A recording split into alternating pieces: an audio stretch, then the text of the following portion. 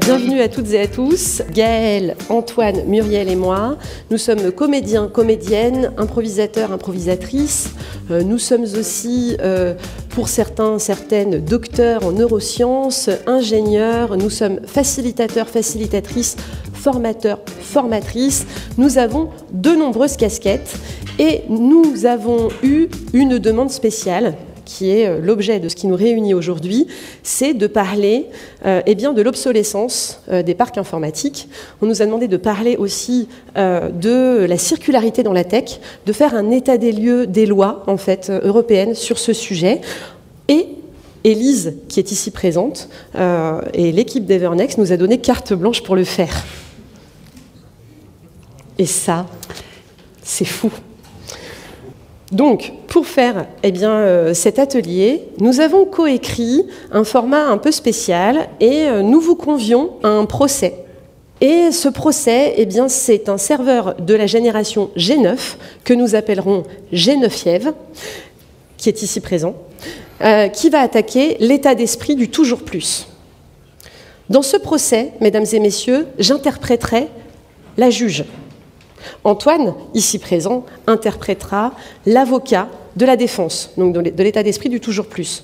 Gaëlle, ici présente, interprétera Chenefiev, et elle interprétera également l'avocat de l'accusation.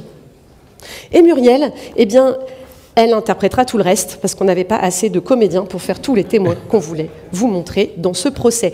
Dans ce procès, vous verrez également des experts qui viendront parler de leur métier, puisque nous ne sommes pas des experts du contenu, et donc ces experts viendront à la barre. Toutes les personnes qui ne sont pas nous quatre ne sont pas comédiens. Soyez sympas avec eux. On les a déjà pas mal fait souffrir en répétant, en leur disant mais si tu vas voir ça va bien se passer. Donc soyez sympas avec eux. Et vous, vous allez être les membres du jury. Pendant ce procès, nous allons donc vous proposer de questionner les témoins. Vous allez avoir tout autour de vous, vous avez des flashcodes pour pouvoir poser des questions aux témoins qui vont monter à la barre. On va aussi vous demander de vous questionner vous-même. Et nous vous demanderons, à la fin de ce procès, de rendre votre verdict. Est-ce que vous êtes prêts ? Oui, c'est un petit oui, mais on va s'en contenter, hein, c'est 15 heures, c'est normal. Pour vous mettre un petit peu en jambes, ce qu'on vous propose, c'est de vous tester, parce que comme c'est quand même un procès sur un serveur informatique, on va tester vos connaissances sur les serveurs, et pour ça, Antoine, je te propose de faire passer un questionnaire à nos jurés. Merci Solène. Oui, il va donc être question de serveur. Aujourd'hui, oui, mais lequel? Alors pour ça, on va tester vos connaissances, on va se mettre un petit peu en jambes, pour savoir si vous pouvez faire la différence entre un serveur qu'on peut trouver dans un bar ou un restaurant ou un serveur qu'on peut trouver plutôt dans un parc informatique, ou parfois les deux. On va jouer avec le jeu suivant. Vous allez voir s'afficher sur l'écran derrière moi un certain nombre d'affirmations. Et il s'agira de dire à voix haute et le plus rapidement possible, vous, chers jurés, si cette affirmation concerne un serveur ou les deux. Vous êtes prêts? Première affirmation. Il consomme de l'énergie. Oui, bien joué. Allez-y, on peut parler encore plus fort, on peut rentrer dans le jeu. Deuxième affirmation, il travaille de nuit. Yes, bien vu. Affirmation numéro 3, il centralise les commandes. Encore une fois, il centralise les commandes? Eh oui, effectivement, que ce soit le serveur informatique ou le serveur à un bar, pina colada, café, espresso, tisane, on centralise les commandes. Affirmation numéro 4, il sait décapsuler une bouteille. Un serveur, évidemment, c'était une question piège. On passe à l'affirmation numéro 5, il surchauffe quand on le sollicite trop. Et oui, bien évidemment, les droits humains, ça joue aussi. Affirmation numéro 6, il sait gérer les additions. Et ouais, je suis encore un petit peu. Affirmation suivante, il clignote. Eh oui, là c'est un serveur, on ne peut pas se tromper.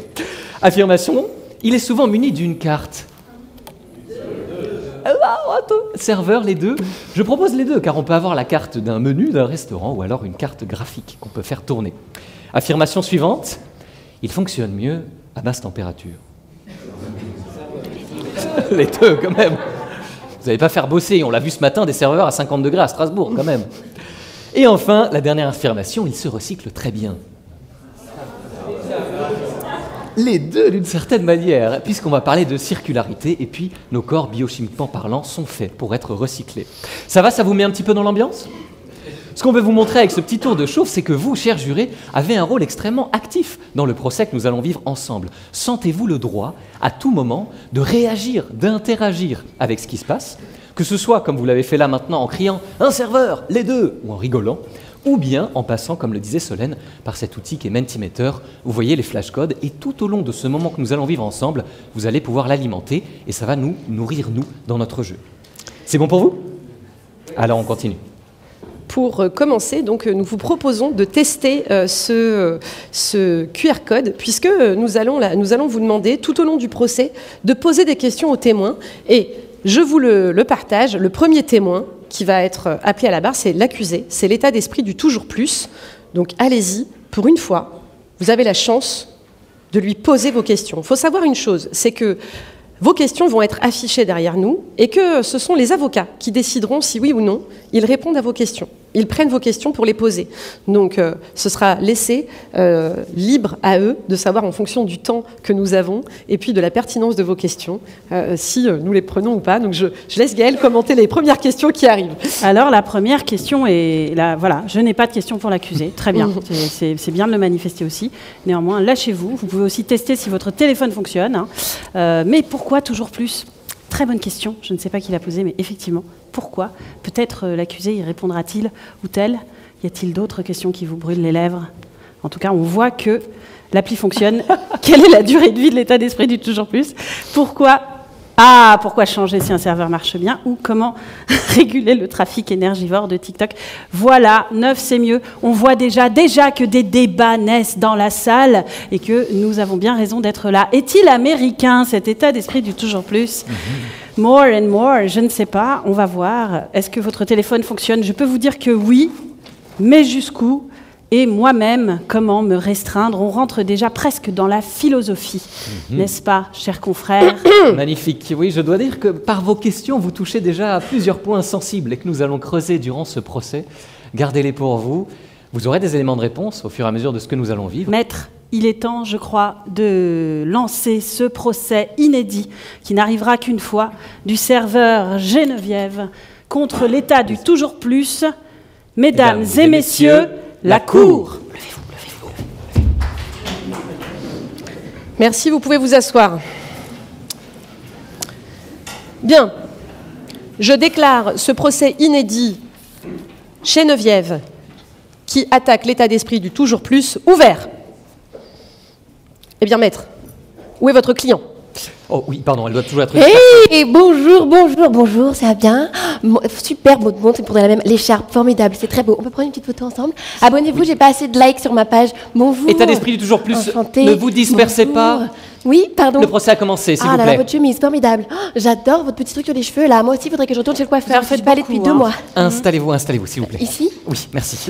Non, veuillez venir à la barre. Bien. Mesdames et messieurs les jurys, je vous demande la plus grande attention car je vais lire les chefs d'accusation pour l'état d'esprit du toujours plus. État d'esprit du toujours plus, vous êtes accusé des faits suivants. Vous êtes accusé de la mise en rebut anticipée de serveurs en bonne santé comme notre plaignante. Vous êtes accusé de favoriser le reconditionnement take, make, waste. Je prends. Je produis, je jette.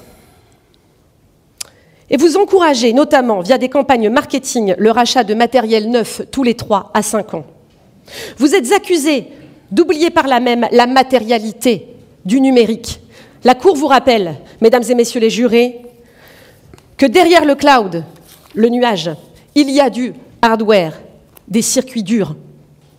Il y a du tangible, un circuit d'équipement et des infrastructures. Et enfin, état d'esprit du toujours plus, vous êtes accusés de négliger les impacts de fabrication, d'usage et de fin de vie des équipements. Vous les négligez et vous négligez leurs impacts sur l'environnement. Je citerai pêle-mêle les émissions de gaz à effet de serre et leur impact sur le changement climatique, les terres détruites pour les matières extraites, les métaux rares, les minerais qui s'épuisent, L'eau souillée par les usines de traitement et de fabrication, les surfaces naturelles préemptées, la biodiversité impactée, la biodiversité détruite. État d'esprit du toujours plus, en un mot, vous êtes accusé de tuer la vie sur Terre. Déclinez votre identité. Oui, alors je suis l'état d'esprit du toujours plus, EETP pour les intimes. Je suis née au XVIIIe siècle dans la ville de Tonneau-Percé. Mes créateurs se sont rendus compte que les gens avaient déjà tout ce qu'il faut pour répondre à leurs besoins. Du coup, ils m'ont donné vie pour faire naître en chacun et chacune d'entre vous un désir inassouvi et irrépressible d'acheter de nouveaux produits. Voilà, donc moi je pense que l'acquisition et la consommation sont les seuls moyens d'atteindre le bonheur. Vraiment, je cultive la nouveauté. Moi, je prône l'innovation et l'obsolescence programmée. Enfin, bien. Pour faire court, moi, je démocratise le désir. Et l'éthique dans tout ça? Les quoi? Eh bien voilà, non mais le problème se situe ici. État d'esprit du toujours plus, savez-vous ce que sont les limites planétaires? L'éthique? Les limites planétaires. C'est pas un truc qui pique et qui donne des maladies? J'ai l'impression que EETP a bugué. Je vais changer de question, ça va peut-être mieux fonctionner. Avez-vous une idée du nombre de serveurs qui sont en activité à l'heure actuelle dans le monde? Non plus, d'accord. Ou la part des émissions de gaz à effet de serre, j'en perds mes mots, la part du numérique là-dedans? Non. Non, d'accord, très bien. Ben voilà, c'est bien là le problème. Je vais vous en donner, moi, quelques-uns de ces chiffres, parce que c'est bien l'état des lieux dont nous avons besoin. À l'heure actuelle, en 2023, en tout cas, il y avait 65 millions de serveurs en activité dans le monde. On compte aussi qu'il y a à peu près 12 à 13 millions de nouveaux serveurs chaque année. Ça vous donne quand même une idée de la taille du problème.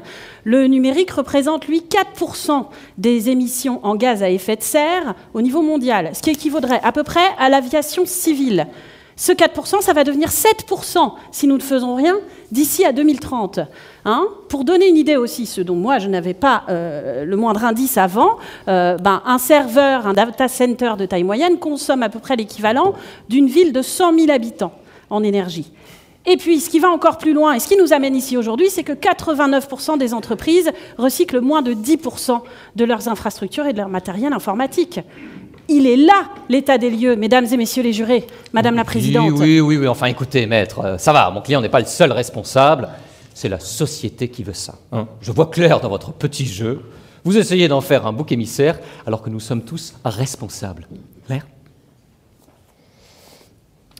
Bien. Très bien, maître. J'ai une dernière question pour votre client. Dites-moi. Est-ce que vous pouvez me dessiner un cercle? Oui. Allez-y. Un cercle. Un cercle? Une forme circulaire, comme un cercle vertueux. Ouais. Oui. Non, d'accord. Vous voulez pas faire un effort? Oui, faites un effort, s'il vous plaît. C'est du sérieux, là, quand même. Toujours pas? On essaye? Allez-y, concentrez-vous. Eh bien non, mais vous voilà. Je pourrais arrêter ce procès ici. Maintenant, vous voyez bien que l'accusé n'a pas la moindre conception de ce qu'est l'économie circulaire versus l'économie linéaire. Or, c'est bien tout le cœur du problème. Très bien.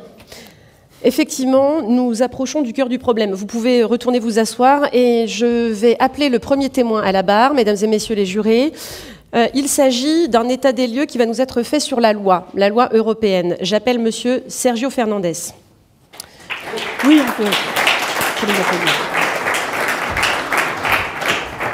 Bien, monsieur Sergio Fernandez, vous êtes conseiller spécial pour Free ICT Europe, c'est bien ça? C'est correct. Très bien. Votre métier consiste à être l'intermédiaire principal entre les instances européennes et les structures que vous représentez pour défendre leurs intérêts. C'est bien ça? C'est exact. Très bien. Pouvez-vous, s'il vous plaît, nous faire un état des lieux sur la loi européenne quant au sujet qui nous concerne?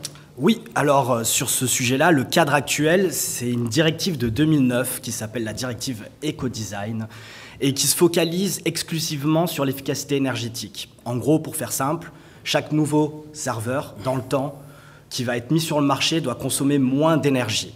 Toutefois, vous n'êtes pas sans savoir que depuis 2009, il y a pas mal d'eau qui a coulé sous les ponts et que depuis, on parle de plus en plus d'économie circulaire Et dans ce cadre-là, il y a eu un règlement de 2019 qui s'applique spécifiquement donc aux serveurs et aux data centers et qui prévoit des obligations supplémentaires pour ces produits, à savoir un design qui doit permettre en fait de réparer, de recycler et de démonter le produit, et également une fonction d'effacement, de sécuriser des données, data erasure en anglais, afin de pouvoir effacer et pouvoir revendre et réutiliser.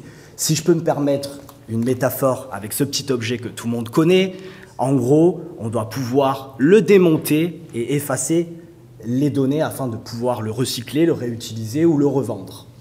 Merci, monsieur Fernandez.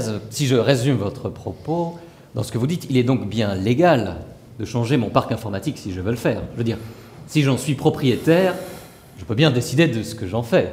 Et ce serveur, si je le souhaite, je les jette. Alors, c'est contre l'air du temps, mais sur le principe... Oui, écoutez, l'air du temps, restons à ce que dit la loi. Merci. Plus de questions, votre honneur. Je ne suis pas étonnée par l'amour du raccourci de mon confrère. Néanmoins, monsieur Fernandez, vous nous avez donné un état des lieux de ce qui est. Nous, ce que nous aimerions savoir, c'est qu'est-ce qui s'en vient, à quoi il est bon de se préparer en termes légaux sur ces questions. Alors, comme je le mentionnais, le cadre actuel, il est de 2009, donc il est un petit peu désuet. Il y a un cadre qui est en cours de finalisation à l'heure actuelle et qui prévoit une approche qui va être beaucoup plus contraignante pour les fabricants, avec de nouveaux indicateurs qui vont être ajoutés. Ça va être notamment des questions de durabilité, des questions d'empreinte carbone, et en parallèle sur notre secteur spécifique en parlant des serveurs. Alors aussi, je précise quand même que plus de contraintes sur les fabricants, ça va se répercuter sur le prix que vous allez payer vous, chacun de votre côté, évidemment. Sur les serveurs, FreeICT, on est en train de travailler à la définition des nouveaux standards qui vont s'appliquer à ce secteur-là. Et parmi les pistes qui sont développées, il y a à la fois l'inclusion, afin de graver dans le marbre, d'une repair clause, donc d'autoriser aussi à tous les acteurs de pouvoir réparer, maintenir, recycler un serveur.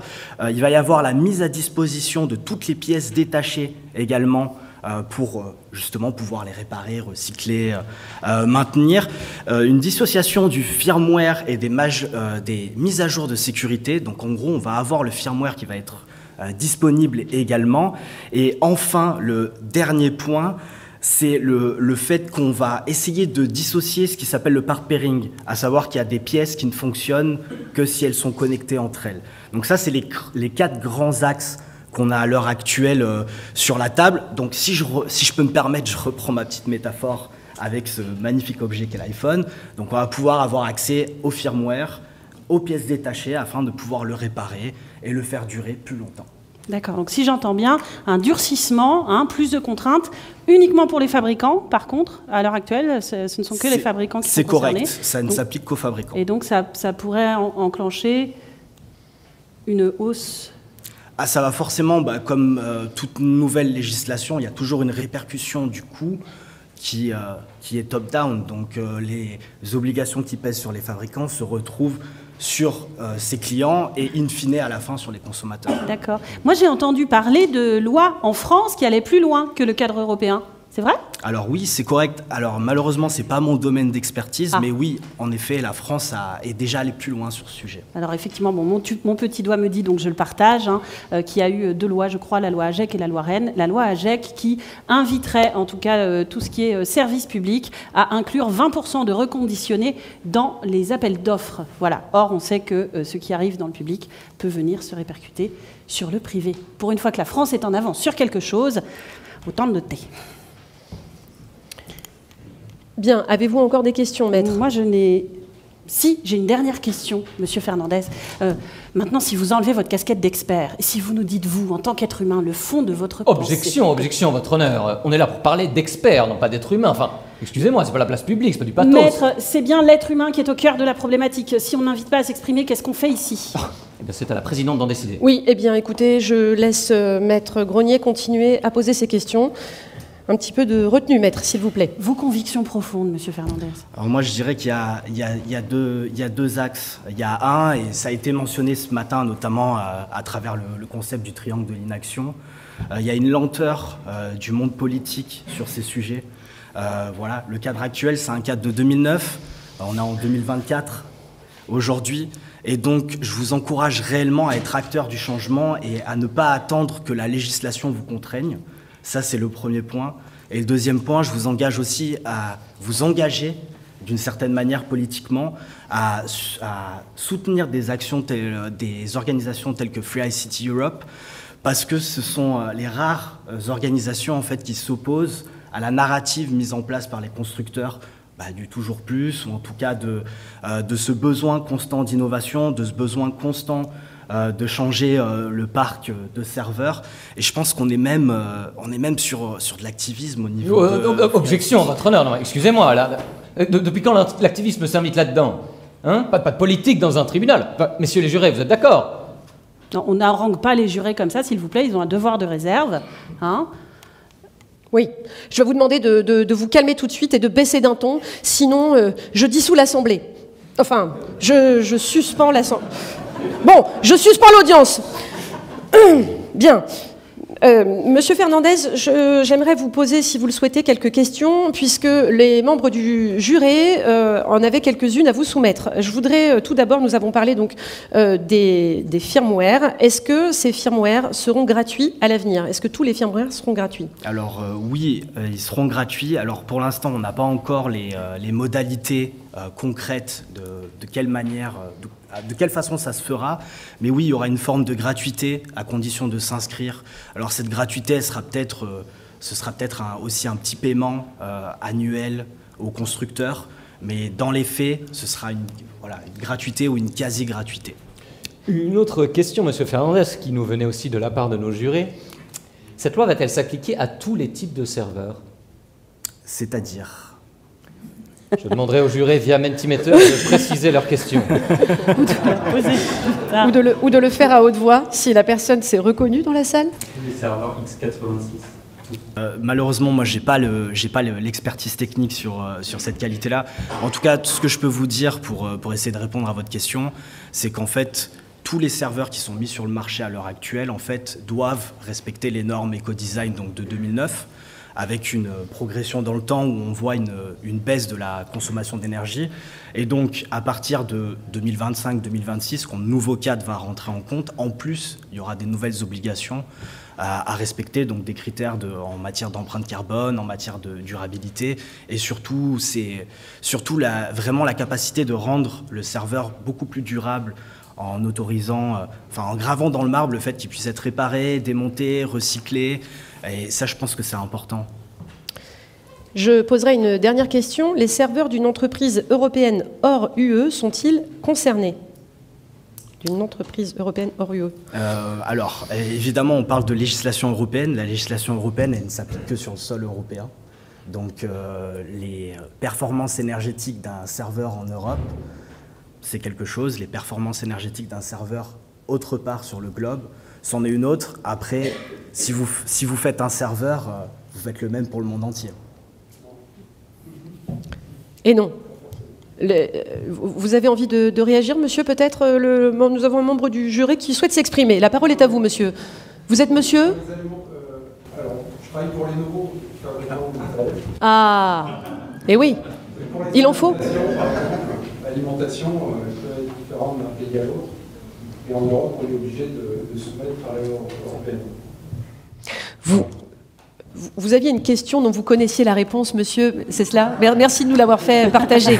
C'est très aimable à vous. Est-ce que vous avez d'autres questions à poser à monsieur, peut-être, si... Bien, monsieur Fernandez, c'est tout pour le moment. Je vous invite à rejoindre votre place et nous allons maintenant entendre, si vous le voulez bien, Madame Lambda. C'est Madame la DSI donc de Madame Geneviève ici présente. Nous allons taire le nom de sa société qu'elle a souhaité garder anonyme. Madame... est-ce que vous pourriez nous dire quelles sont les raisons qui vous poussent à vous débarrasser de la plaignante? Non mais oui, parce que moi j'aimerais vraiment savoir pourquoi. Hein, parce qu'en fait, ça fait 3 ans que je travaille matin, midi, soir et nuit pour elle. 3 ans, j'ai fait 5 restructurations, une délocalisation dans un pays dont je parlais même pas la langue au départ. Moi, je t'ai tout donné et là, voilà, tu veux me jeter comme une vieille éponge pour un serveur plus jeune. Je suis désespérée. Et c'est moi qui dois me retenir. Oui. Vous souhaitez répondre donc à la question pourquoi vous vous séparez de la plaignante? Bien, écoutez, moi, je ne connais pas très bien l'état d'esprit du toujours plus, hein, même si je dois avouer que sa voix ne m'est pas complètement inconnue. J'ai l'impression de l'avoir déjà entendue quelque part. Non, moi, ce que je tenais à dire, c'est que mes décisions sont prises sur quatre piliers. Sécurité, performance, simplicité et tradition. Voilà.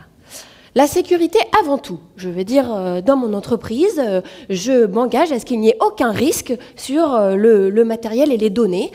Pour assurer la sécurité, j'achète du neuf. Deuxièmement, la performance.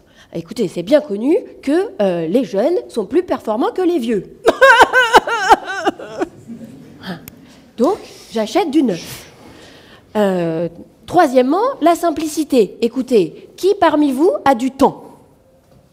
Personne n'a du temps. Je n'ai pas de temps. Je n'ai pas de temps, je fais au plus simple. C'est bien plus simple, de jeter, de racheter. Je fais au plus simple. Et enfin, quatrièmement, tradition, c'est ainsi que nous procédons de génération de DSI en génération de DSI.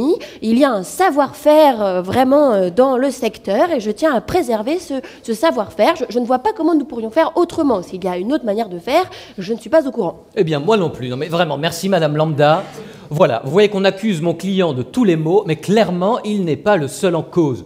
Performance, sécurité, simplicité, tradition. Où sont-ils aujourd'hui? Je vous demande. Maître, c'est ça votre stratégie de défense? C'est pas moi, c'est les autres. On touche le fond, là, quand même. Eh bien, je vous prends au mot, hein, parce que là, le fond qu'on est en train de toucher, c'est celui de la piscine que crée votre cliente avec son torrent de larmes. Je ne vous permets pas d'insulter ma cliente qui prend des risques inconsidérés. Un petit peu de calme, s'il vous plaît, maître. Bon, Retenez-vous. écoutez, Madame la Faites Présidente, honte est-ce à la qu'on peut cour. faire venir un expert qui va nous expliquer qu'il y a justement d'autres alternatives? Ah oui, Très eh bien. bien, j'attends de voir. Merci. Eh bien, nous allons maintenant passer au témoin suivant, l'expert que vous pouvez aller vous asseoir, Madame Lambda. J'appelle à la barre Justin Dubois. Bravo.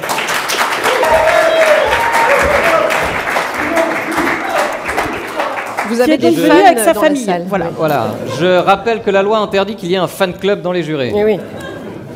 Vous êtes bien Monsieur Justin Dubois, vice-président stratégie et développement chez Evernex. Oui, c'est cela, oui. Tout à fait. Veuillez rappeler la raison d'être d'une entreprise telle que la vôtre. Evernex est un acteur de l'IT durable. Notre métier, c'est de recycler, revendre et maintenir des parcs informatiques un peu partout dans le monde, dans le but de permettre à nos clients de continuer de garder leurs machines plus longtemps. Très bien, Monsieur Dubois, diriez-vous que ma cliente, Geneviève ici présente, est bonne pour la casse? Objection!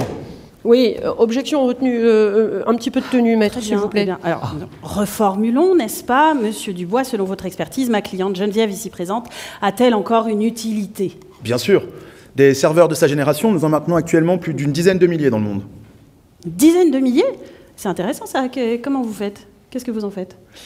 Nous les supportons pour que les machines puissent continuer à avoir une utilité d'année après année. 3 principaux avantages: technologique, économique et environnemental. L'avantage technologique, on se rend compte de plus en plus qu'on n'a pas forcément besoin de plus pour fonctionner.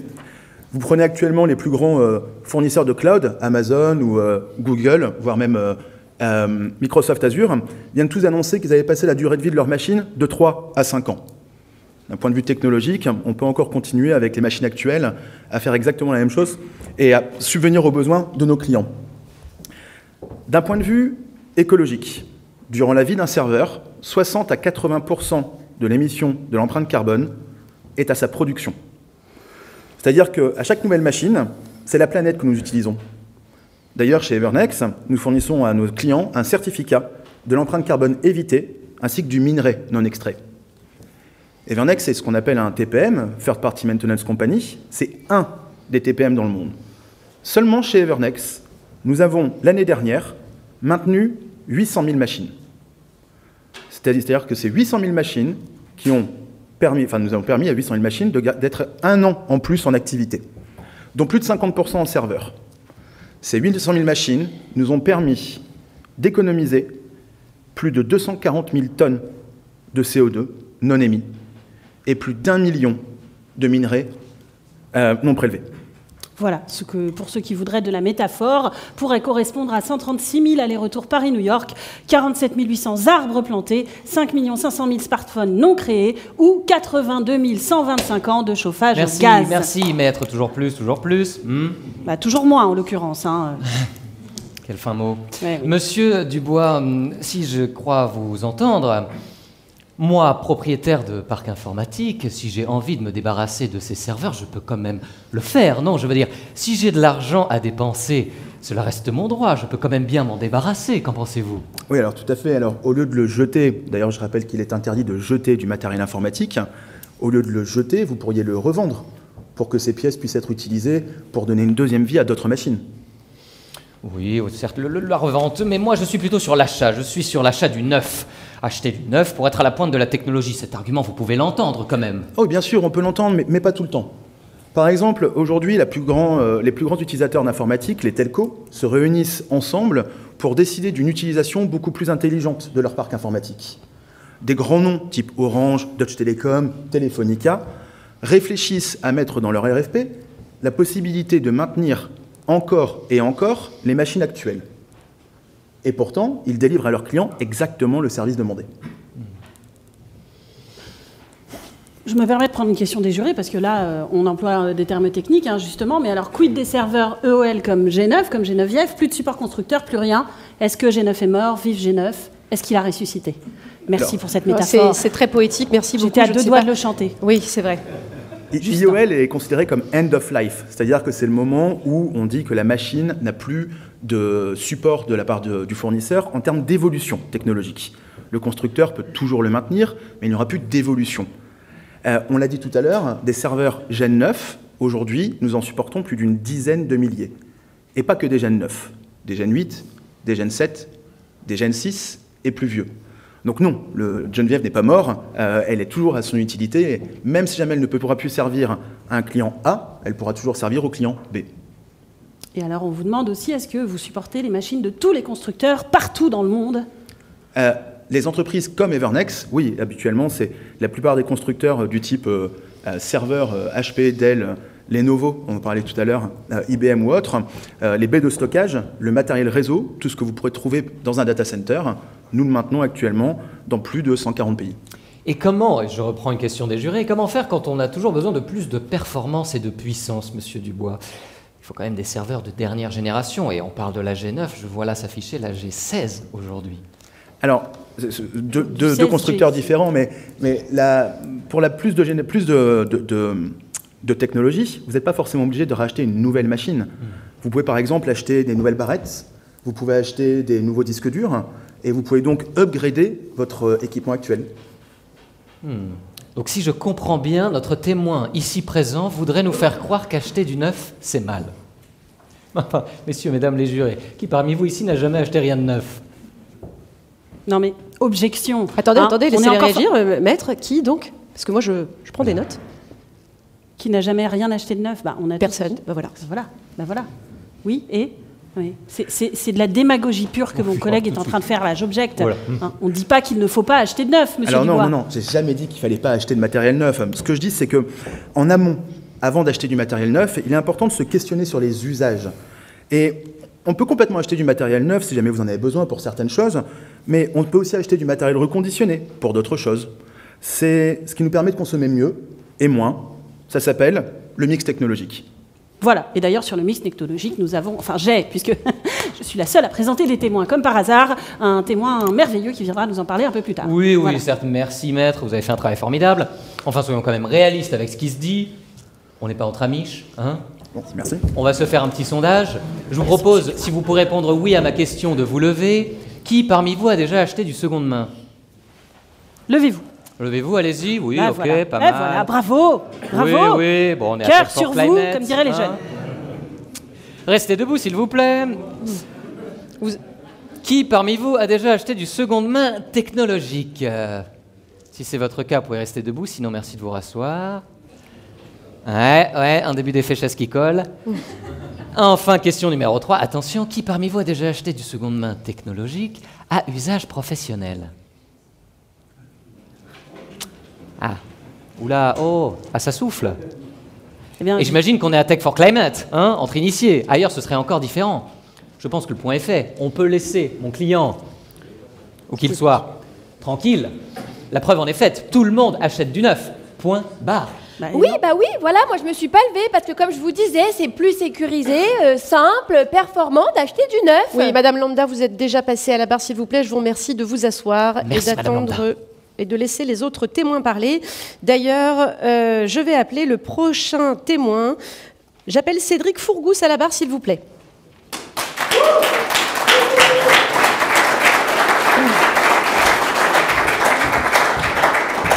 il y a aussi de la famille dans la salle, mais moins nombreuse que Monsieur Dupont. Ouais, papa, maman, calmez-vous.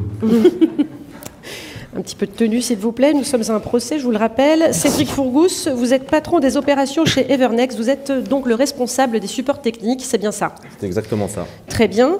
Monsieur, pouvez-vous nous expliquer et expliquer aux jurés ici présents et présentes en quoi consiste le métier des personnes que vous supervisez? Aujourd'hui, l'une de nos activités principales, c'est de réceptionner du matériel, le démonter, le tester, le réparer et de le reconditionner, avec un objectif qui est assez simple, c'est de s'assurer qu'on va prolonger le cycle de vie des matériels informatiques. Et notre objectif, c'est à travers l'ensemble de nos activités, à la fois la vente de pièces détachées, la vente de machines complètes, mais également la vente de contrats de maintenance, c'est de s'assurer qu'on va limiter au maximum la génération de déchets. Et aujourd'hui, on a la fierté de pouvoir recycler et réutiliser 95% du matériel qu'on récupère et qu'on recycle. Très bien. Monsieur Fourgousse, si vous aviez un message à faire passer là du cœur à l'Assemblée qui est ici présente, quelque chose qui vous brûle les lèvres, ce serait quoi? C'est assez simple aussi, c'est ne détruisez plus vos assets, Evernext peut les valoriser. C'est poignant, en effet. Moi, ça me crée quand même une grande émotion. Hein. Mais ça veut dire que ce serait un énorme gâchis de savoir que ma cliente Geneviève peut être jetée à la poubelle. Complètement, parce qu'en plus je vois que c'est un serveur qui est plutôt en forme au final. Oui, tout à fait. Effectivement, je suis à deux doigts de... Mais oui, j'ai encore tellement de choses à donner. Voilà. Mais alors, est-ce que vous pouvez nous raconter comment vous procédez en fait? Il y a des gens qui posaient des questions. Ce qui serait intéressant, c'est qu'elle vienne nous rendre visite en fait. Si elle nous rendait visite, on pourrait le diagnostiquer, l'accompagner et lui proposer... Moi, je suis un serveur, j'ai neuf aussi. Et oui, on va plutôt prendre celle-là parce que l'autre, elle fait l'avocat, elle peut pas être partout. Donc prenons celle-ci. La première chose, si elle venait nous rendre visite dans nos locaux, c'est qu'on l'installera évidemment confortablement pour commencer les tests. Ce qui veut dire la mettre sous tension, s'assurer de démarrer les tests de mise sous tension. Une fois qu'on aura fait l'ensemble des tests de mise sous tension, on va commencer à la faire monter un petit peu en température, en lui faisant faire des stress tests, s'assurer évidemment que les composants qui sont présents dans l'équipement vont supporter une charge. Et puis l'intérêt derrière tout ça, évidemment, c'est de s'assurer que le matériel peut être remis à disposition de nos clients dans des conditions d'usage vraiment maximum. Ah là, je suis défaillante. Alors effectivement, et je crois que c'est pas le cas, effectivement, là on a un problème. C'est ce que je constate également. Oui. Et donc l'intérêt évidemment d'Evernext, c'est qu'on va aussi pouvoir l'accompagner, lui proposer des upgrades. C'est vraiment comme un sportif. On va pouvoir à la fois lui proposer des disques durs plus performants, de plus haute capacité. On va peut-être changer de technologie, on va passer de disques durs mécaniques à des disques durs type flash. C'est vraiment l'équivalent d'une bonne cure de santé. On va lui faire des séances de workout supplémentaires pour s'assurer qu'elle soit plus en forme, donc plus performante. C'est comme changer le processeur. On parlait tout à l'heure de serveurs sur les mêmes générations. Vous allez avoir plusieurs générations de processeurs, plus de corps, des fréquences d'horloge évidemment qui vont être bien supérieures. On va avoir des cures de vitamines spécifiques, un petit peu de BCA. Et donc, on va évidemment pouvoir le proposer avec des barrettes mémoire de plus haute capacité pour arriver à passer d'un athlète de promenade à quelqu'un qui va pouvoir faire un marathon, voire pouvoir même le gagner. Ah ouais, j'ai toujours rêvé d'être une marathonienne. Impressionnant.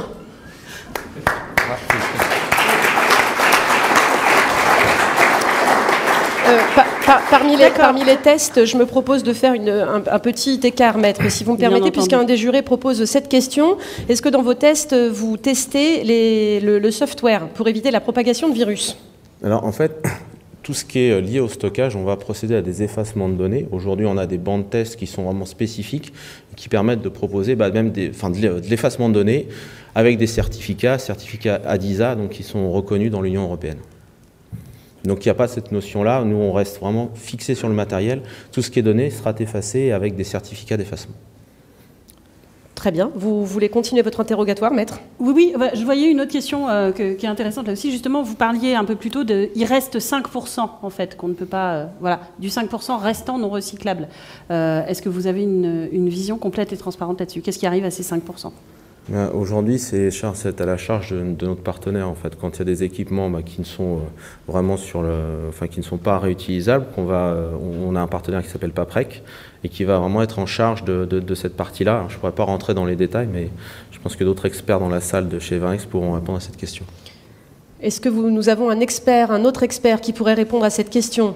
Oui, Élise. Madame au premier rang. Alors, allez-y, nous vous écoutons. Excuse-moi, qui est spécialisée dans les D3E, les déchets électriques et qui les broie et qui les fait redevenir en matière première secondaire. C'est la l'oxy, on travaille que depuis 20 ans. C'est aussi en plus un atelier protégé, 70% de personnes handicapées. On a une excellente relation, ils font un travail extraordinaire et tous les Français. Merci. Formidable. Merci. Merci Élise. Maître, je vous laisse poursuivre. Nous aborderons la dernière question peut-être ultérieurement. Oui, monsieur. Donc, en gros, ce que vous nous dites aussi, c'est que vous garantissez la sécurité et la robustesse de vos solutions de seconde main. Parce que ça inquiétait beaucoup Madame Lambda. Hein. Comme je vous le disais, en fait, on fait des tests, mais associé à ces tests, on fournit des certificats de test et associé à ça, pour que ce soit des équipements complets ou des pièces détachées, nous garantissons 12 mois tout ce que nous revendons. Donc il n'y a vraiment pas de difficulté sur cette partie-là. Pas de difficulté, il y en a une, moi, que j'ai néanmoins, Monsieur Fourgousse. C'est la suivante. À vous entendre parler, j'ai l'impression que vous essayez de nous embobiner un peu. Parce que peu ou prou, vous êtes comme mon client, qui est encore ailleurs. Vous cherchez en fait à vendre toujours plus. Vous vous donnez bonne conscience en appelant ça du seconde main, mais in fine, c'est la même chose. Encore une fois, c'est totalement différent. D'un côté, vous avez de la vente de matériel neuf. Nous, on est là pour s'assurer que le matériel qui est déjà en circulation puisse durer plus longtemps. Donc, c'est complètement différent. Nous, on va proposer, notamment pour ce type de service-là, des contrats de maintenance. C'est-à-dire qu'on va prendre la responsabilité de l'intégrité matérielle des équipements de nos clients pour s'assurer qu'il n'ait plus ce souci-là. Aujourd'hui, on va proposer des contrats de maintenance qui permettent pour le client d'avoir un service jusqu'à 4 heures sur des interventions, des engagements de réparation. Et encore une fois, dans cet objectif de prolonger le cycle de vie, on parle aussi des pièces. Aujourd'hui, quand on a des contrats de maintenance, on associe des pièces qu'on positionne à proximité des sites de nos clients. Quand ces contrats arrivent à terme, ces pièces-là sont récupérées, elles sont à nouveau testées, valorisées sur l'un de nos sites en région parisienne, et on va pouvoir soit à nouveau vendre ces pièces ou alors les utiliser pour de nouveaux contrats de maintenance. Donc l'objectif, c'est de garantir de faire vivre le plus longtemps possible les serveurs et les pièces détachées. Encore une fois, aujourd'hui, on maintient des équipements qui ont plus de 30 ans d'âge et on fait ça depuis 40 ans. Plus de 30 ans, ça ressemble à quoi un serveur qui a plus de 30 ans? Alors, en général, c'est moche, c'est gris et ça vieillit au niveau du plastique, ça devient plutôt orange. Et maintenant, voilà, c'est des équipements DEC, on a des serveurs VAX 4200 pour les plus anciens. C'est des équipements qui sont sortis au début des années 90. Donc on a vraiment du vieux. Nostalgie pour certains d'entre vous, j'imagine. Mais parfois, ça permet de faire fonctionner encore des cimenteries, ce genre de choses. Donc c'est indispensable à l'économie. Madame la greffière, est-ce que vous pouvez nous remettre les questions des jurés, s'il vous plaît, car je pense que nous avons un petit peu de temps pour en prendre quelques-unes à nouveau. Oui, merci. Moi j'en aurais une pour vous, Monsieur Fourgousse. Elle est simple, laconique et cinglante dans sa formulation. Et après 12 mois. Merci pour cette question, maître. Qui n'est pas de vous. Hein, mais... Encore une fois, après 12 mois, on propose des contrats de maintenance, justement. Et encore une fois, on peut prendre des contrats de 3 mois, 6 mois, X années, évidemment, plus longtemps. Mieux c'est pour nous et pour la planète. Donc, il n'y a pas de difficulté passer les 12 mois. Robuste. Une dernière question, maître. Peut-être, quid des problèmes de compatibilité entre le vieux et le neuf? C'est ce que je vois là. Encore une fois, on ne va pas se substituer aux personnes qui vont designer les architectures informatiques chez nos clients. L'intérêt, c'est que nous, on garantit que si le client ne souhaite pas faire évoluer son matériel ou son infrastructure, une partie de son infrastructure, nous, on est là pour l'accompagner et s'assurer qu'il y a une pérennité dans ces infrastructures. Donc, encore une fois, il n'y a pas d'antagonisme. Ah, et je vois une question que je trouve quand même très intéressante. Est-ce qu'il y a des formations professionnelles ou des écoles qui forment au métier de réparatrice ou mainteneurice? Merci pour le féminin de ces métiers-là. C'est une bonne question. Je ne sais pas si ça existe. Aujourd'hui, nous, on a lancé un nouveau site à Massy. On a ouvert ce site en début d'année avec cette vocation de pouvoir former nos collaborateurs. Et l'intérêt pour nous, c'est de les former, donc garantir à nos clients qu'on est en capacité d'intervenir même sur des équipements. Aujourd'hui, les techniciens qui gèrent des machines qui ont 30 ans d'âge, potentiellement, ils sont déjà à la retraite. Donc, il faut s'assurer de transmettre le savoir. On a ouvert cette Technical Academy avec vraiment le leitmotiv de l'indépendance par la connaissance. Donc, l'idée, c'est vraiment de transmettre le savoir de nos experts vers nos techniciens et de les labelliser. Aujourd'hui, nous avons des clients qui se tournent vers nous et disent « Est-ce que vous êtes certifié chez le constructeur ?» Nous, notre réponse est « Nous certifions techniquement nos propres intervenants avec nos propres certifications. » J'ai vu une question, donc je n'ai lu que la fin, mais elle m'a touchée, donc j'ai envie de la poser comme dernière question à notre témoin. J'ai vu la fin qui disait « On veut garder Geneviève sans que ce soit disruptif », avec un point d'exclamation. Je n'ai pas vu le début de la question. Si le juré qui l'a posée veut bien le dire. Oui. Moi, c'était juste si j'avais le droit, par exemple, aux prochaines images qui sont en support, est-ce que je peux vous demander sans avoir à discuter, du coup, moi, ma solution de stockage, je vais Aujourd'hui, notre force, c'est de proposer des solutions de maintenance sur tout type d'équipement informatique, des infrastructures IT. Donc, pour garantir qu'on peut vous maintenir vos équipements? Non, il n'y a pas de. La seule chose qu'on va vous demander, en fait, c'est est-ce que vos équipements sont. C'est comme une assurance. Vous n'allez pas prendre une assurance pour votre maison si elle a déjà brûlé. Donc, l'objectif, c'est donc qu'on prenne en maintenance des équipements qui sont sains. Mais encore une fois, s'il y a des problèmes, on peut évidemment vous accompagner pour les corriger, les mettre, enfin, réparer les problèmes matériels et évidemment vous proposer des contrats de maintenance adaptés. Très bien, je vous remercie, Monsieur Fourgousse. Mesdames et messieurs les jurés, je dois dire que le temps passe. Vous nous aviez, maître, vous pouvez retourner vous asseoir, sauf si vous voulez rester avec nous, Monsieur Fourgousse, avec plaisir. Vous voulez rester maintenant, on y prend vous. Vous restez dans la salle, nous avons sans doute encore besoin de vous. Bien, maître, vous nous avez adressé une longue liste de témoins. Tout à fait. Que nous n'aurons malheureusement pas le temps de voir, mais nous vous proposons un extrait des témoins que vous auriez pu voir à la barre si nous avions eu 1 heure de plus. J'appelle à la barre les biais cognitifs. Bonjour, je suis le biais cognitif du statu quo. Je peux vous démontrer très simplement que l'ensemble de vos cerveaux a une aversion au changement, une aversion au risque, et que donc l'état d'esprit du toujours plus n'est peut-être pas le seul dans cette affaire à nous empêcher de changer nos habitudes. Merci bien. Vous auriez également pu voir les minerais.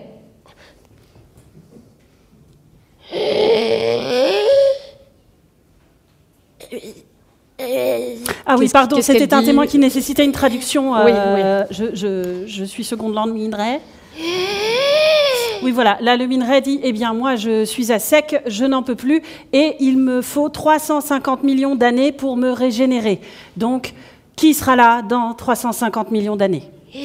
Merci bien. Vous auriez également pu entendre l'intelligence artificielle.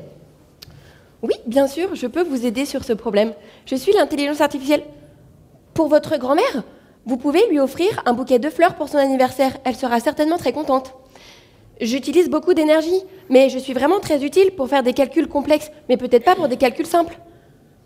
Oui, image en cours de process. Voici un chaton dans une bouteille. Peut-être que je suis utile pour calculer comment aller sur Mars, mais suis-je vraiment utile pour savoir si votre tarte Merci bien, nous avons saisi votre témoignage. Oui, d'ailleurs, moi, ça m'intéresse, parce que j'ai des petits problèmes de compta. Oui, si on peut, vous avez un bien créneau? sûr, je peux m'en occuper. Oui, donnez-moi vos informations. Objection, mais c'est exactement tout le problème. Voilà, à un moment donné, l'IA est bien trop qualifiée pour gérer la maigre comptabilité de mon confrère qui n'a que 2 clients. Ça n'est pas notre sujet. N'est-ce pas? Pourrions-nous donc, s'il vous plaît, revenir au sujet? Oui, voilà, c'est ce que j'allais vous suggérer. Merci. Vous pouvez disposer, madame, monsieur, je ne sais pas trop, voilà. Entité. Entité. Ça, une entité. Mesdames et messieurs les jurés, nous avons, après ce court extrait de témoins que vous auriez pu entendre, nous avons un dernier témoin que nous souhaitons faire venir à la barre. Maître, il s'agit de votre témoin, il s'agit de Monsieur Quentin Patou, qui est DSI à l'Université catholique de Lille. Vous avez mis en place dans votre université un mix technologique. Pouvez-vous nous expliquer en quoi cela consiste dans votre structure? Oui, bien sûr. La considération qu'on a prise, c'est de se dire qu'on va partir de nos usages et qu'on va déterminer des types d'usages différents. Et je vais en citer trois, ces trois grandes familles, même si on peut sous-décliner. Imaginons effectivement l'infrastructure principale dite de production, qui va répondre aux enjeux métiers les plus forts et qui vont être en constante sollicitation, en constante évolution, et qui vont répondre aussi à la croissance de la structure qu'on se souhaite, sur lequel on va vouloir effectivement du matériel extrêmement performant, de dernière génération, et sur lequel effectivement il n'y a pas forcément de débat. Par contre, à côté de ça, je vais avoir d'autres types d'environnements, par exemple des environnements qui ont un périmètre fini, où je sais mon besoin et je sais qu'il n'a pas de raison d'évoluer dans le temps. On aura peut-être des exemples précis après. D'autres exemples encore, ça va être des infrastructures qui ne sont pas en production, mais dont on a besoin, des infrastructures de test, de recettes, de développement, par exemple. Il est évident que quand vous allez faire un serveur de test, vous allez avoir quelques testeurs dessus. Le même serveur en production, il a vos milliers d'utilisateurs. Vous n'avez du coup pas du tout besoin des mêmes niveaux de puissance, et ce serait quand même étrange d'avoir la même approche technique et matérielle pour répondre à des besoins qui n'ont aucune comparaison en termes de performance ou d'exigence. Oui, et justement, Monsieur Patou, si je me permets, vous parlez de contextes différents. Pour l'instant, cela reste un petit peu nébuleux, je pense, pour nos jurés. Vous-même avez mentionné des exemples précis. Eh bien, s'il vous plaît, donnez-en. Oui, alors très dernièrement, en date, j'ai justement acheté un serveur reconditionné pour un besoin qui était, encore une fois, de la production, mais sur un paramètre fini. J'ai un nouveau site sur lequel j'ai un équipement de vidéosurveillance. Mon site a une taille finie, il n'a pas vocation à recevoir d'extension par rapport à sa zone géographique. Mon besoin de vidéosurveillance, il est clair. Ce n'est pas des exigences en termes de calcul extrêmement fortes, ce n'est pas des exigences en termes de mémoire vive extrêmement fortes, c'est quelques exigences en termes de stockage, mais qui sont clairement faciles à calculer, nombre de caméras, durée de rétention, résolution. Donc avec une marge de manœuvre raisonnable, je suis passé d'une proposition du partenaire pour installer un serveur neuf, dernière génération, avec des processeurs d'entrée de gamme, donc une offre qui coûtait quand même plus de 10 000 € sur ce bundle, à un serveur reconditionné d'une génération juste précédente, qui technologiquement est équivalente, en tout cas dans l'usage qu'on en aura, dans les OS qui vont pouvoir être employés, et qui m'a coûté un tiers du prix. Voilà. J'en profite, pardon, parce qu'il y a quand même une question bien orientée que je me permets de vous poser tout de suite, on ne va pas l'ignorer. Maître, est-ce que les TPM vous payent pour venir témoigner, monsieur? Essayez vous-même de rester factuel, oui. Maître. Alors, c'est une question très intéressante. Ouais. Et d'ailleurs, il faut peut-être leur suggérer, parce qu'apparemment, je ne me souviens pas avoir entendu parler de mon cachet. Il faudra leur soumettre l'idée. Vous êtes donc intermittent. Vous le cachez bien. Voilà. Eh bien, merci d'avoir clarifié cela. Donc, est-ce que vous voulez... Maître. Les soupçons de corruption sont donc levés. Monsieur Patou, j'avais une question pour vous. Vous expliquez à l'instant ce cas de figure de la vidéosurveillance. C'est certes, néanmoins, dans ce pays qui est la France, fleuron de la technologie, je ne comprends pas comment, au moins dans certains cas, il ne peut pas être essentiel d'être à la pointe technologiquement. Je veux dire, vous travaillez pour l'université de Lille, vous formez les futures générations. On ne forme pas du jeune avec du vieux. Ben si. Alors, il faudrait bien faire la différence entre c'est quoi jeune, c'est quoi vieux. On parle de génération de serveurs. Une génération de serveurs, ça évolue tous les 2-3 ans à peu près. Technologiquement, dans vos serveurs aujourd'hui que vous achetez, vous avez l'essence du serveur qui est sur des technologies qui sont anciennes, qui n'ont pas évolué. La mémoire vive, ça fait quand même 10 ans qu'on a de la DDR4. La génération qui sort de serveurs, la nouvelle, on en a parlé, elle arrive avec de la DDR4. DDR5, elle n'est toujours pas prévue. Pour vos données, pour les disques durs que vous mettez, que ce soit du solide ou du flash, le canal de communication, toujours le même, c'est du SAS. Ça fait 15 ans que le SAS existe. Alors certes, on a le NVMe qui est arrivé, il y a quelques écarts technologiques, et c'est pour ça que par moment, on a besoin du neuf. Quand on a besoin d'aller chercher cette différence technologique, mais on n'en a pas besoin pour tout. Pour vidéo-surveiller mon site, je n'ai pas besoin d'avoir une puissance de calcul énorme de la dernière génération, ni d'avoir des débits de disques durs extrêmement puissants. Donc, le reconditionné se prête tout à fait. Mais j'ai aussi, et on a parlé de mix technologique, j'ai aussi du neuf. Par moment, j'ai besoin, effectivement, de ces éléments. Mais encore une fois, il ne faut pas faire du toujours plus tout le temps. Oui. Je rebondis quand même sur ce mot de neuf que vous venez d'employer. Vous-même, vous reconnaissez que vous en avez besoin. Je veux dire, vous n'allez pas utiliser une vieille machine pour assurer votre production critique. Qu'est-ce qui se passe si vous rencontrez une panne, par exemple? Alors, c'est pour ça que ça a été évoqué ici. L'objectif d'un serveur, c'est de pouvoir gérer effectivement les pannes. Alors, le serveur est quand même un outil, et vous en avez un des exemples sous les yeux, qui a quand même été conçu de base pour gérer lui-même ses pannes. C'est-à-dire que les composants les plus fragiles, les alimentations, les ventilateurs, les disques, sont prévus pour fonctionner déjà de manière redondante. Quand vous avez un serveur neuf ou pas, hein, qu'il a une panne sur ces éléments les plus risqués, qui sont quand même relativement faibles, mais vous perdez une alimentation, votre serveur fonctionne toujours, vu qu'il en a 2. Vous avez donc le temps de venir changer cette pièce. Dans mes systèmes de tiers, hein, je vais avoir la logique de me dire, mon matériel qui est hors production, sur lequel je n'ai pas de criticité, je vais même limite, moi, avoir mes pièces. J'ai gardé des pièces, comme ça, si mon élément est en panne, je la change. C'est pas très compliqué à faire. Sur les matériels qui sont comme de la production, mais sur lesquels, effectivement, j'ai considéré que je n'ai pas besoin de performance de la génération, je vais utiliser quand même un TPM, je vais utiliser un partenaire qui est capable de me garantir que le jour où j'ai une pièce qui tombe en panne, il est là, dans un délai qu'on a négocié, pour pouvoir me changer ma pièce. Donc je suis garanti que ma production n'est pas en risque. Et encore une fois, pour mes matériels neufs, je peux aussi avoir la même approche, parce que c'est intéressant d'avoir quelqu'un qui a cette maîtrise multitechnologique. Et moi, malheureusement, je n'ai pas acheté tous mes serveurs le même jour à la même date. J'en ai acheté dans le temps. Et au finalement, maintenir mes contrats initiaux, hein, le constructeur arrive, bah, je vais maintenir le serveur, c'est le mien, je sais bien le faire. Bah oui, mais du coup, j'ai un contrat qui va courir pendant 3 ans, un autre pendant 5 ans, et qui ne sont pas au même moment, et qui complexifient la vie de mon parc. Alors que le TPM peut dire, moi, je vais initier tes contrats, je vais réadosser au constructeur le neuf si tu veux, je gère le reste, donc j'ai un contrat unique, un SLA unique, et je peux même l'adapter en fonction de mes besoins. C'était d'ailleurs l'objet d'une question, il me semble, des jurés. Est-ce que, Maître, vous souhaitez poser d'autres questions ? Il y a beaucoup. Moi, j'ai vu une question tout à l'heure, donc je peux, si vous me permettez, Maître. Ouais. Une partie quelqu'un dans le jury nous a demandé quel était le pourcentage de ce qui était reconditionné dans votre parc. Est-ce que vous pouvez nous en dire un peu plus ? Alors, en nombre de machines, je suis à 40% reconditionné. Après, en termes d'usage, et avec la virtualisation, les parcs neufs représentent plus d'éléments virtualisés. Mais physiquement, j'ai un parc de 60% de neufs et 40% de reconditionnés. Et alors, comment vous choisissez ce que vous mettez chez un constructeur et chez un tiers mainteneur ? En fait, je ne le choisis pas, je vais juste faire en sorte que mes SLA soient simples à maîtriser. Donc, je vais effectivement réadosser l'ensemble de mes besoins en maintenance au même endroit. Une autre question qui nous a été partagée, M. Patou, c'est la différence de prix entre la maintenance par un constructeur et par un TPM. Avez-vous des éléments là-dessus ? Alors, c'est là où le jeu est intéressant. Le constructeur, il a quand même une stratégie d'essayer effectivement de vous proposer un matériel et de vous garder captif, donc avoir un tarif de maintenance initial très agressif, relativement bien positionné. Mais par contre, il va avoir tendance, au bout d'un certain temps, avec des échéances qui sont très régulières, il y a le 3 ans et le fameux 5 ans, quand vous réassurez une 6e année chez votre constructeur, parfois il va dire bah non, on a vu tout à l'heure, end of life, moi je fais plus rien. Donc tu jettes, tu remplaces, ou tu te débrouilles, tu prends le risque. Ou alors il va dire ah si, je peux encore te faire, là c'est vrai, j'ai pas encore fait ma nouvelle génération, je peux te le maintenir encore, mais là le prix effectivement va exploser. Et pour être aussi dissuasif, on va dire t'as vu quand même, pour le prix de la maintenance, tu remettrais du neuf, tu t'en sortirais. Alors c'est là où le TPM devient de plus en plus fort, plus le temps passe, puisque le TPM a un prix qui est relativement stable. Donc maintenir un serveur qui a 2 ans, maintenir un serveur qui a 8 ans, moi chez mon TPM c'est le même prix. Vous parlez de même prix, il y a une question en haut à droite qui nous a été partagée par un des jurés, c'est bravo le reconditionné c'est bien beau, mais est-ce que ce coût ou ces gains ne sont pas rattrapés par les impacts au coût des licences de software ?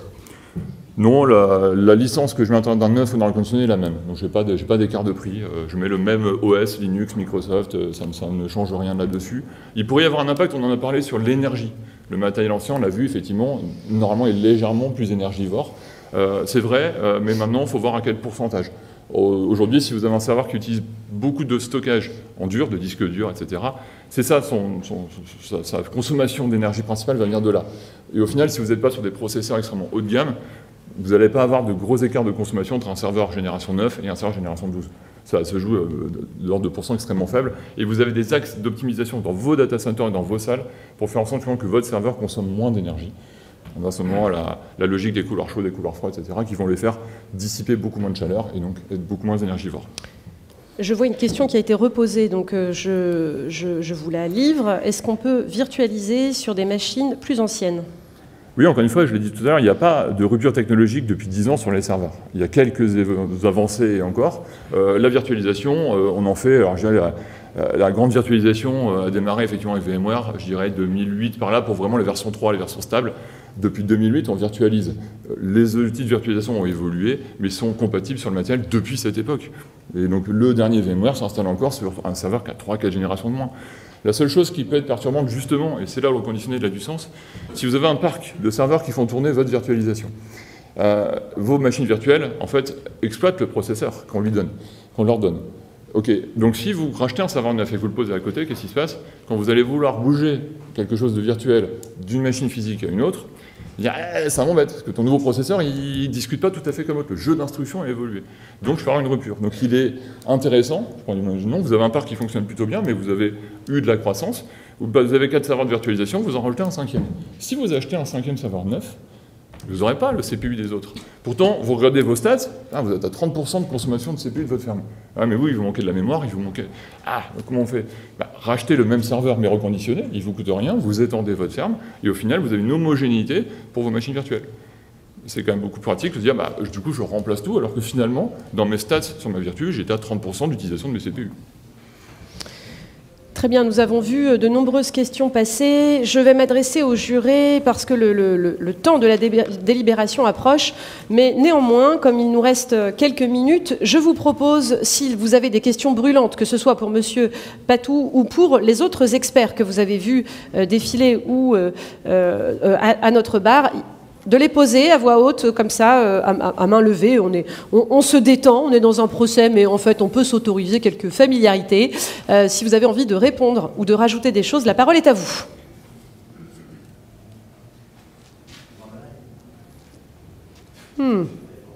Beaucoup d'informations déjà partagées. Bonjour, ça va? Êtes-vous américain? Ça, c'est les questions qu'on a eues au début sur l'état d'esprit du toujours plus. Eh oui, d'accord, je me disais, c'est marrant. Am I American? Possibly. Est-ce que donc vous avez des questions qui vous restent? Parce que je pense qu'on n'a pas tout traité, on n'a pas pris toutes vos questions. Oui. Que dit Lenovo sur la tierce maintenance? Je voulais dire, on n'a pas tout posé comme question. Je suis bien consciente que nous n'avons pas tout traité. Est-ce que donc vous avez des questions brûlantes qui vous restent et qui n'ont pas été posées par le biais de nos avocats? Oui. Question, vous avez évoqué la virtualisation. Est-ce que les intérêts sur les aspects environnementaux qui viennent sont liés à la virtualisation? Est-ce que tout le monde a entendu? Vous avez évoqué la virtualisation. Est-ce qu'il y a des intérêts environnementaux liés à la virtualisation? Est-ce que vous les avez en tête? Alors oui, mais alors ça ne date pas d'hier, mais effectivement, si on prend l'informatique début des années 2000, on avait tendance à mettre un serveur physique pour un usage. Alors quelquefois, on avait tendance quand même sur cet OS, Linux, Windows qui était posé, d'essayer de cumuler un certain nombre de rôles, mais néanmoins, on démultipliait les machines physiques. Donc on trouvait facilement des clients début 2000 qui avaient 100, 200 machines en data center parce que fallait tourner 200 serveurs. La virtualisation, quand elle est arrivée, elle a permis de dire ces mêmes 200 machines, si je les virtualise, je peux les mettre sur 4, 5 serveurs hyper puissants plutôt que de garder mes 200 machines du coup très peu puissantes, mais qui étaient là pour segmenter les rôles parce qu'en termes de maintenance logicielle, si vous mélangez trop de choses sur le même serveur, ça complexifie en fait l'usage et le dépannage en cas de, typiquement, le serveur ralenti, la fonction que j'utilise elle est ralentie. D'où est-ce que ça vient? Si vous avez trop cumulé, effectivement, c'est compliqué. Si vous avez segmenté, c'est beaucoup plus facile de diagnostiquer votre problème. Une autre question brûlante, si les jurés dans la salle ont envie de se prononcer, de demander des précisions, que ce soit encore une fois à M. Patou ou aux autres personnes qui sont passées. Dans votre cas concret, vous n'avez mentionné que des serveurs ou également d'autres équipements? Tout le monde a entendu la question? Alors, dans mon cas précis, j'utilise aussi le reconditionné sur le matériel réseau. Ça s'y prête plutôt bien, mais encore, c'est vrai quand même, il y a des aspects à prendre en compte. Vous ne pouvez pas aller sur n'importe quel type de constructeur. Ça se prête bien effectivement aux constructeurs qui sont vraiment extrêmement leaders, parce qu'il y a du coup des gros parcs matériels, et qui ont quand même des durées de vie importantes. En dehors de ça, par exemple, j'ai vu la question aussi sur les baies de stockage. Moi, je ne vais pas le faire parce qu'en fait, la baie de stockage, ce que vous achetez avant tout, c'est pas tellement du hardware, c'est l'intelligence logicielle qui est à l'intérieur. Et elle est la propriété de son constructeur et c'est lui qui doit vous la maintenir. Et là, vous avez un enjeu sécurité, disponibilité, les mises à jour, les évolutions, vous en avez besoin. Donc, c'est compliqué, effectivement, de s'en passer. Il y a des cas de figure où on peut vous en servir quand même. Je pense, imaginez une baie d'archivage qui est pas méga sollicitée. Un tiers mainteneur va vous garantir de la garder fonctionnelle dans l'état dans lequel elle est. C'est-à-dire qu'elle n'évoluera pas, mais comme votre besoin d'archive, a priori, la définition c'est qu'il n'évoluera pas, ça peut être intéressant. Surtout que ça peut être relativement coûteux, voire même surtout, en dehors de l'aspect coût, vous pouvez vous retrouver à un moment donné, vous avez votre super backend d'archives, qui a 10 ans, elle marche très bien, elle va pas avoir besoin de plus, sauf que le processeur dit, moi je sais plus faire, enfin, mais même si je voulais bien te la maintenir, mais je sais plus faire. Le TBM va dire, bah t'inquiète, moi j'en ai 12 dans le garage, si ça pète, je m'en occupe. Ça vous donne une solution des fois là où il n'y en a pas, à part acheter du neuf. Voilà. Nous terminerons donc sur cette réponse. Merci Monsieur Patou, merci à tous les experts qui sont passés à la barre. Mesdames et messieurs, je vois que des jurés commencent à sortir car ils sentent que ça va être à eux de donner leur avis. Fermez les portes s'il vous plaît, que personne ne sorte. Mesdames et messieurs les jurés, nous allons maintenant entendre les plaidoiries des deux parties afin aussi de résumer ce qui s'est passé dans le procès pour accueillir celles et ceux qui nous rejoignent à l'instant. Maître, c'est à vous.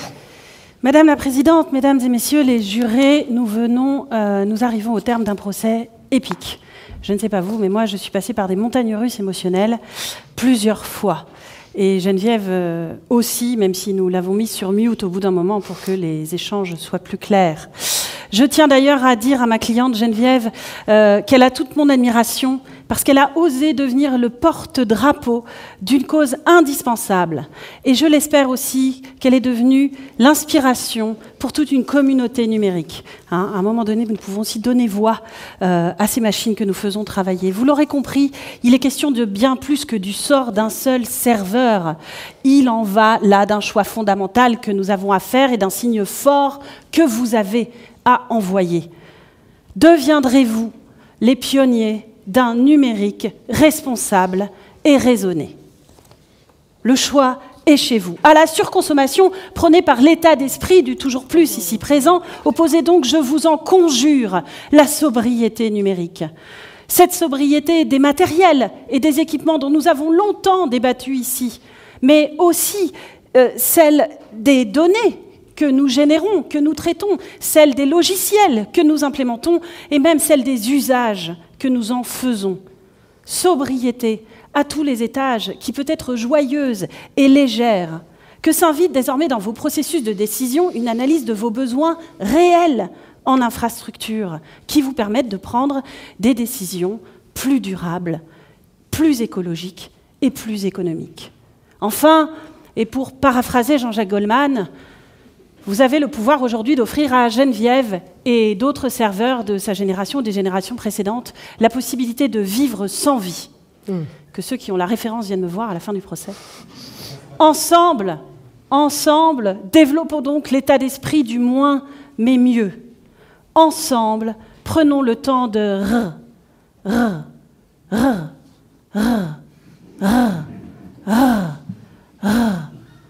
rêver un monde meilleur. Je vous remercie. Merci, maître.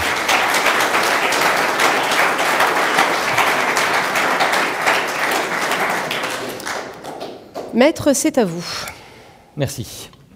Madame la Présidente, Mesdames et Messieurs les jurés, mon client, l'état d'esprit du toujours plus, EETP, a souvent été injustement critiqué et incompris. Nous l'avons vu durant ce procès, la responsabilité est bien plus partagée qu'on ne le pense. Que celui ou celle qui n'a jamais sorti le porte-monnaie par souci de plus de confort ou de simplicité me jette la première pierre ou le premier métal rare. Non, s'il est une chose que l'état d'esprit du toujours plus mérite aujourd'hui, c'est notre reconnaissance. L'envie débordante et inassouvie d'acquérir toujours plus de produits est ce qui pousse l'innovation, le progrès social, la croissance économique. On la veut, cette nouvelle montre connectée. On le veut, ce nouvel iPhone. Magnifique objet que vous avez eu devant vous. Et pour qu'il tourne bien, on a besoin de serveurs dernier cri. Sans cette pulsion qu'est l'état d'esprit du toujours plus, nous n'aurions jamais connu les transformations technologiques qui ont simplifié notre quotidien, qui ont amené plus de confort, plus de sécurité, plus de plaisir. Et puis, regardez-le. L'état d'esprit du toujours plus, c'est bien plus qu'une affaire de gadgets et de biens matériels. Il reflète l'inspiration humaine profonde à construire un avenir meilleur. Aujourd'hui, l'accusé est à mes côtés. Mais ce n'est qu'un avatar. À cet instant même, et depuis le début de ce procès, il est en chacun et chacune d'entre vous. Alors, qui sont les jurés? Et qui sont les jugés? Merci, maître.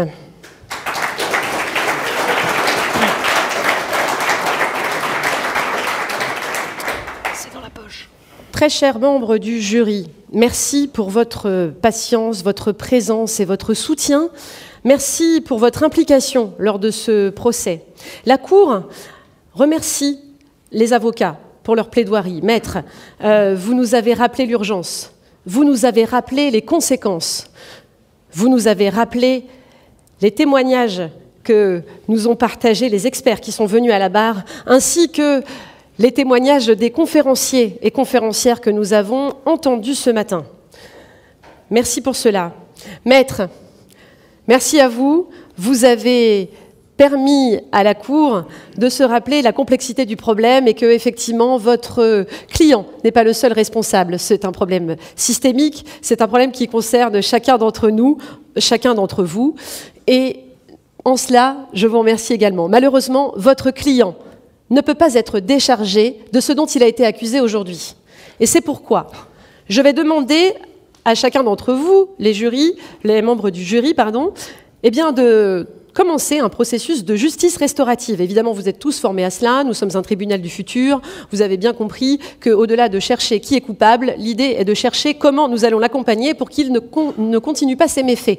Donc, pour cela, eh bien, je vais vous proposer de prendre un petit temps individuel pour vous rappeler, donc vous pouvez voilà, vous asseoir tranquillement sur votre chaise, respirer une fois tous ensemble, allons-y, et vous rappeler dans un premier temps ce qui a été dit au cours de ce procès. Je vais vous demander également de vous demander ce qui vous a le plus marqué. Je vais également vous demander, l'état d'esprit du toujours plus est avec nous ici sous cet avatar, mais chez vous, comment se manifeste-t-il cet état d'esprit du toujours plus? Quelle forme revêt-il? Et comment agit-il dans votre environnement? Et enfin, je vais vous proposer de répondre à ces deux questions. Que pouvons-nous faire collectivement pour que l'état d'esprit du toujours plus répare les dommages causés par ces actes vis-à-vis de Madame Geneviève et vis-à-vis de ses pairs? Je vous laisse réfléchir un petit peu. Et je vous demanderai également de vous poser la question, que proposez-vous pour que l'état d'esprit du toujours plus devienne l'esprit du moins mais mieux? C'est la délibération que nous vous demandons d'opérer maintenant dans notre processus de justice restaurative, dont vous êtes évidemment les experts. Et pour cela, je vais vous proposer de faire des petits groupes de 3 ou 4 et de trouver des solutions à nous proposer pour répondre à ces deux questions. Et pendant ce temps, les experts qui sont passés à la barre vont déambuler de manière gracieuse dans les allées. Et si vous avez besoin de questions complémentaires, n'hésitez pas à les héler en levant la main, et comme ça, ils pourront venir vous aider. Vous avez donc 5 minutes pour délibérer. C'est parti.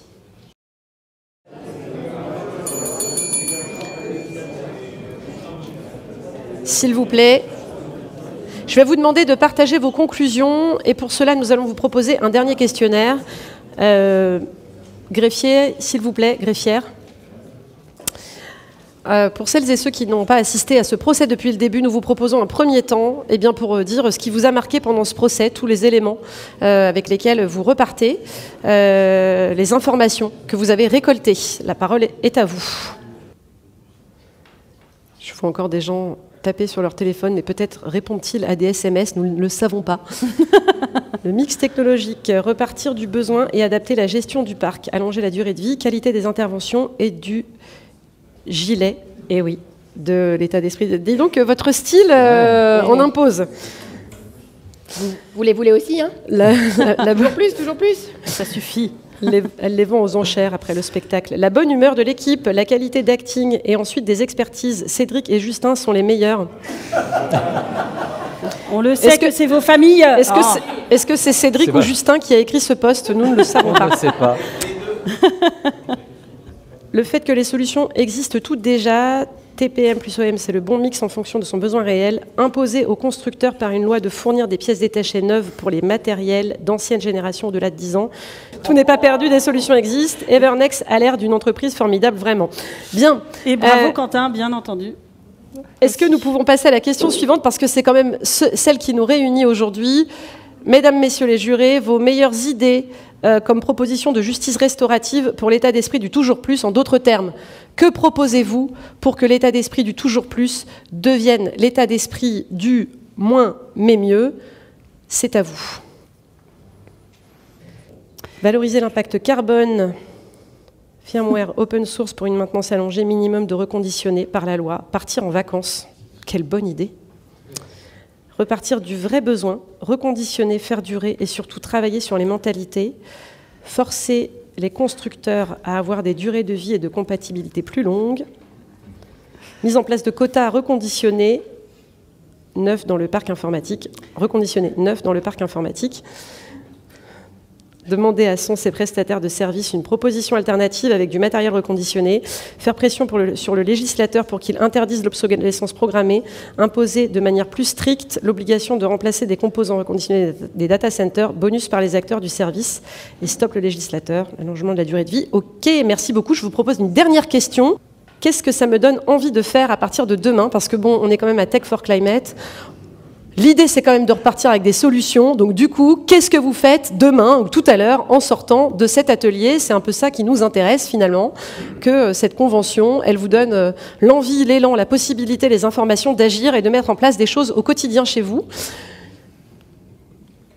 Reconditionner, appeler Evernex, vérifier l'état de mon parc et voir ce que je peux garder, revendre, acheter du seconde main, transmettre. Définir un mix de mon parc, vendre du reconditionné et des contrats associés, consulter les meilleurs TPM. Vous pouvez continuer d'alimenter. Nous, c'est maintenant l'heure de conclure. Je vous remercie beaucoup pour votre participation. Je voudrais remercier Élise qui nous a donné carte blanche et qui a co-construit avec nous ce format d'1h30 quand même qu'on a écrit avec les partenaires et ils ont été au rendez-vous, les témoins, pour nous aider à écrire tout ça. Vraiment, merci à eux, merci à elles. Gaëlle, Muriel, Antoine et moi, nous sommes de Next Level Formation. On a été ravis de passer ce moment avec vous. Merci beaucoup. Merci beaucoup. Et à bientôt. Oh,